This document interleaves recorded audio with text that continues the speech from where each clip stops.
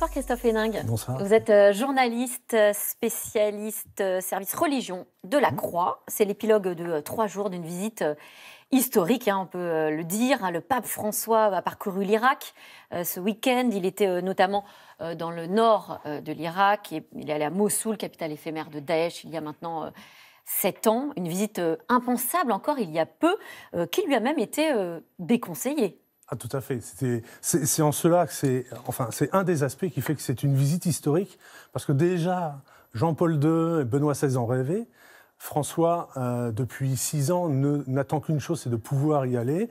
Le voyage aurait pu se dérouler il y a quelques mois, mais avec la pandémie qui a sévi, il a été reporté, et manifestement, annoncé en décembre, le voyage s'est organisé très très vite, parce que c'était quelque chose d'essentiel pour le pape François, par rapport non seulement aux chrétiens du Moyen-Orient, de tout le Moyen-Orient, qui sont souvent en difficulté de par leur statut souvent minoritaire, mais tout particulièrement pour les chrétiens d'Irak et même pour les Irakiens de façon beaucoup plus large, puisque effectivement, il a sillonné l'Irak en 3 jours 1500 km, je crois, de manière assez extraordinaire.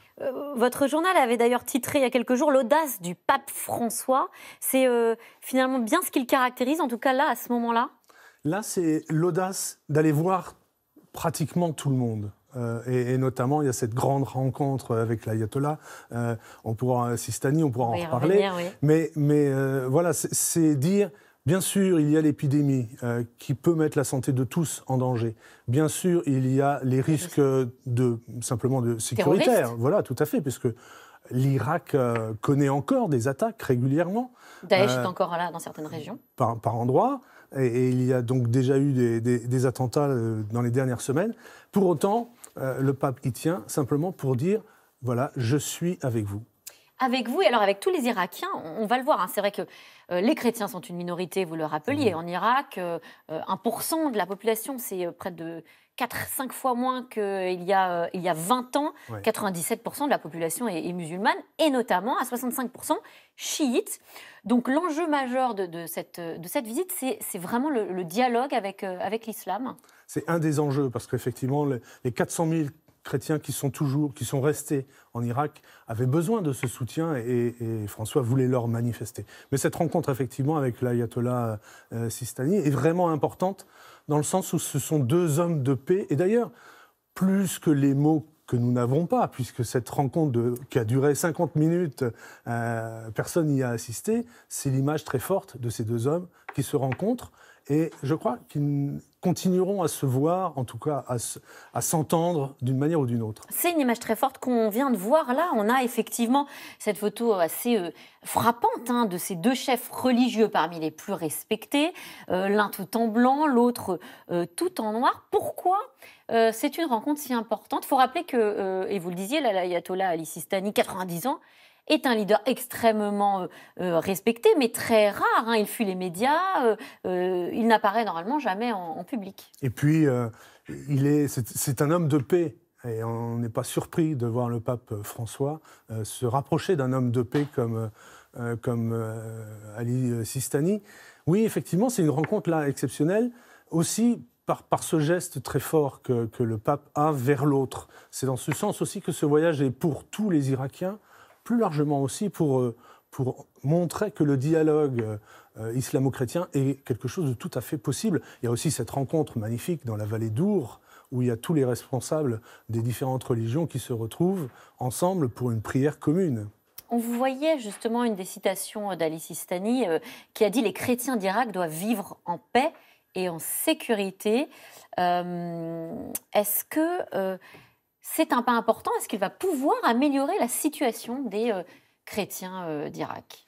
C'est sûr que les chrétiens sont sont peu nombreux et attendent 500 000, vous le disiez, moins de 500 000. Moins de 500 000, ils attendent beaucoup de retombées de cette visite qui a redonné l'espoir. Alors ce qui est très intéressant, c'est ce que vous soulignez, c'est que l'espoir est pour tous. Il n'est pas simplement les chrétiens qui reprennent espoir, c'est véritablement les Irakiens qui peuvent reprendre espoir. Il y a une question politique, évidemment, oui, qui se pose, d'influence internationale, d'influence de différents pays dans cet Irak déchiré depuis tant d'années. Alors là, effectivement, le côté politique, le pape ne l'a pas trop abordé, en tout cas pas trop publiquement, mais c'est dire aussi que la diplomatie vaticane est très active pour tenter justement d'apporter les moyens de cette paix possible dans ce pays. Oui, vous parlez de diplomatie. Alors, le Vatican parle officiellement de rendez-vous de courtoisie. Vous le disiez vous-même, ça n'a pas été filmé, donc on ne sait pas exactement ce qu'il s'y est dit. Mais en réalité, ça va au-delà. Et vous avez, je crois, quelques indiscrétions venues de l'avion du pape sur son retour d'aujourd'hui. Exactement. C'est-à-dire que la Croix a une envoyée spéciale, Mélanie Le Priol, qui est allée là-bas, en Irak, et qui passe depuis plusieurs jours et qui n'est pas encore rentrée. Mais Lou Bémond de Senneville, qui est envoyé spécial à Rome en permanent, était dans l'avion qui ramenait le pape à Rome.